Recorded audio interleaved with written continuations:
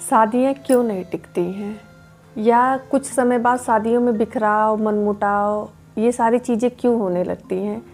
आज इस वीडियो में इसी बारे में बात करेंगे। अंत तक बने रहिएगा, शायद मेरी बात आपको समझ में आए। शादी क्यों नहीं चलती है। अब शुरू करते हैं शादी तय होने के प्रोसेस से। जब लड़का लड़की की शादी तय होती है तो इंडियन कल्चर में क्या होता है, कुंडली मिलाएंगे, घर मिलाएंगे। बिरादरी तो खैर बहुत ज़रूरी चीज़ है, उसके बगैर तो कुछ होगा ही नहीं। गैर बिरादरी में तो कोई सपना ही नहीं दिखता। बिरादरी तो ठीक है, मिला लिए। उसके बाद लेबल मिलाया जाता है। मिल गया, लेबल भी मिल गया। ये भी पैसे वाले, वो भी पैसे वाले, ये भी गरीब हैं, वो भी गरीब है, लेबल मिल गया। क्योंकि जो किस्मत लिखने वाले होते हैं ना, वो लेबल में ही किस्मत भी लिखते हैं। वो लेबल मिला के, वो पहले से उनको पता होता है, तो लेबल मिला के किस्मत लिखते हैं। तो लेबल वेबल मिला लिया जाता है। उसके बाद जो सबसे बड़ा काम होता है कि जितने दुर्गुण होते हैं दोनों साइड से, उसको खूब भयंकर पर्दा डाल के और फर्जी सद्गुणों का बखान होता है। फर्जी प्रॉपर्टी बताई जाएगी, फर्जी डिग्रियां तक बताई जाती हैं। इवन मेरे एक परिचित में हुआ था कि लड़के को बताया कि लड़का इंजीनियर है और लड़का इंटर पास था। उन्होंने उसको क्या किया था कि नोएडा में शिफ्ट कर दिया था अपने खर्चे पर, कि लड़का नोएडा में जॉब करता है। जब लड़की का भाई गया पता करने, तो कंपनी का नाम वाम सब सेटिंग थी उनकी, सब उसने दे दिया। फर्जी पे स्लिप तक बनाकर लड़की के घर सेंड किया गया कि लड़का इतना कमाता है। अब आप कल्पना करिए कि वो तो ऐन वक्त पे, शादी के 2 महीने, मतलब 6 महीने का एंगेजमेंट था, 4 महीने बीत चुके थे, 2 महीने बाकी था, लड़का पकड़ा गया। अगर शादी हो गई रहती तो उस शादी के निभने की कितनी गारंटी थी, आप मुझे कमेंट में बताइएगा। वो शादी टूटता कि नहीं टूटता। वो पकड़ा गया। अब जो नहीं पकड़ा गया, लड़की गई, शादी हो गया। कुछ दिन बाद पता चला कि ये तो हमको नौकरी वाला बता के शादी किए थे और ये निठल्ले महाराज हैं, कुछ करते ही नहीं, घर छोड़ के कहीं डोलने वाले ही नहीं हैं। अब झूठ के बुनियाद पे कोई रिश्ता नहीं चल सकता है। किसी को कितनी बार ठगेंगे आप। और इस लेवल पे किसी को ठगना गुनाह है कि किसी की लड़की की या लड़के की लाइफ अपने झूठ के लिए, अपने बेटी बेटे की ज़िंदगी बनाने के लिए आप बर्बाद कर दीजिए। मैं इसे घोर पाप कहती हूँ, लेकिन क्या करूँ, कोई मानेगा नहीं। लोग इसका एक बहुत अच्छा सॉल्यूशन ढूंढे हैं, अपने गलतियों को छिपाने के लिए एक पर्दा भी तैयार करके। बिना झूठ बोले शादी होती ही नहीं है।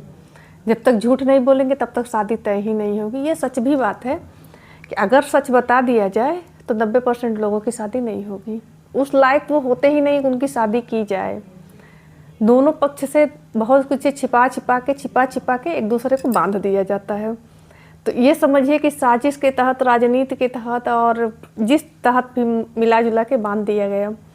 तो जब ये मिला जुला रिश्ता है और झूठ धीरे धीरे परत खुलने लगेगा, जब परत खुलने लगेगा तो रिश्तों में कड़वाहट बनने लगती है। और जब कड़वाहट बनेगी तो रिश्ता बनने के बजाय बिगड़ने लगता है। क्योंकि अब पहले थोड़ा बहुत जो लगाव और वो था, जब कड़वाहट बढ़ी तो वो भी ख़त्म हो गया। अब दोनों एक दूसरे को देखकर नफरत करने लगे। तुमने हमसे झूठ बोला, वो कहेंगे तुमने हमसे झूठ बोला।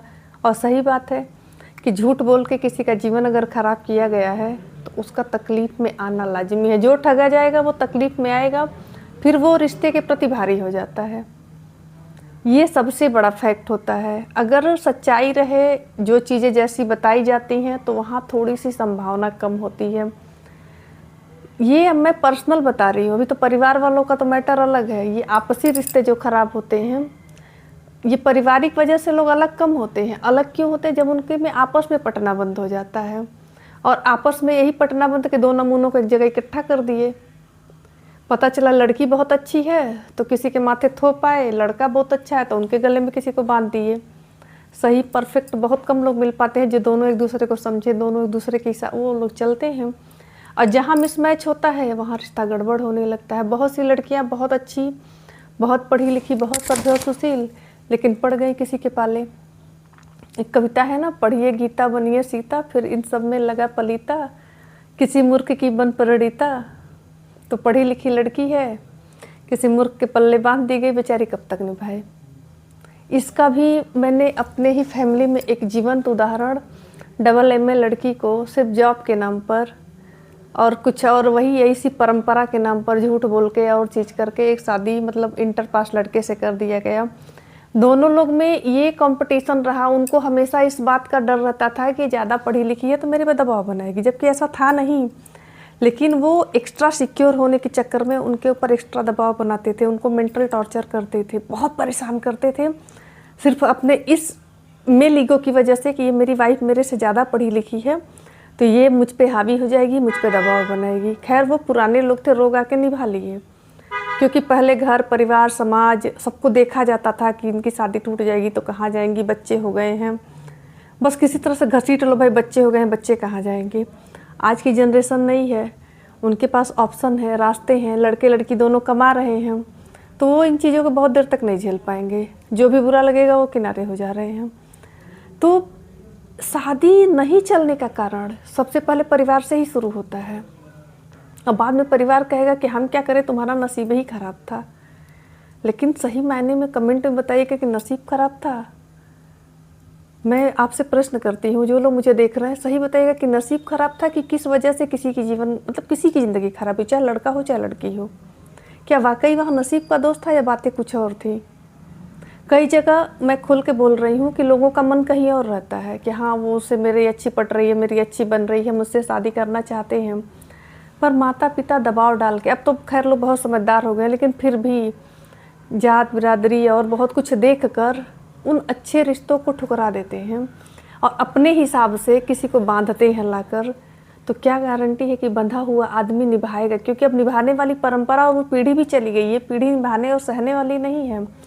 क्या क्या कारनामे हो रहे हैं, अब क्या बताएं, आप लोग खुद देख ही रहे हैं कि वो सहने वाली परंपरा चली गई कि चलो माता पिता कर दिए हैं, कैसा भी है, भला है बुरा है, जैसा भी है, आगे तो आप लोग जानते ही, चलो इनको निभा ही लेते हैं मार खा के, गाली सुन के। लेकिन अब वो पीढ़ी नहीं रही है।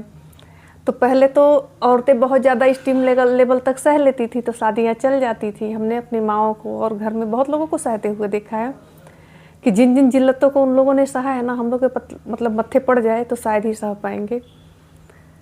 उन लोग की सहने की सीमा बहुत अधिक थी, फिर भी हम लोग को इतने में भी बुरा लगता है। तो उन लोगों ने सहा तो रिश्ते चले। अब भाई दोनों सफल है, और मुझे भी लगता है कि गलत चीज़ सहनी नहीं चाहिए। सह के अपना पूरा जीवन खराब करने से अच्छा है कि अगर आप घुट रही हैं तो अलग हो जाना ही बेहतर है। अपनी अगर उस काबिल हैं कि अपनी ज़िंदगी अपने तरीके से जी सकती हैं, अपने खर्चे उठा सकती हैं, तो अपने फैसले लेने के लिए भी आज़ाद हैं। मैं घर तोड़ने वाली बात नहीं, ज़िंदगी जीने वाली बात कर रही हूँ। यहाँ कोई मुझे गलत कमेंट ना करे कि हर इंसान को अच्छे और खुली हवा में ताज़ा सांस लेने का अधिकार है। कोई घुट घुट के ना जिए, चाहे लड़की हो चाहे लड़का हो। लेकिन ये घुटन ही ज़िंदगी में ना आए, अगर इसको पहले ही देख लिया जाए तो ज़्यादा अच्छा रहेगा। मैं सही कह रही हूँ या गलत, आप कमेंट में ज़रूर बताइएगा और लिखिएगा। मैंने अगर कहीं गलत कहा होगा वो भी लिखिएगा, सही कहा होगा।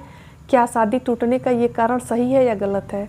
मेरा एनालिसिस कि कहाँ तक सही, आप कमेंट में ज़रूर बताइएगा। फिर मिलते हैं अगले वीडियो में, तब तक के लिए नमस्कार।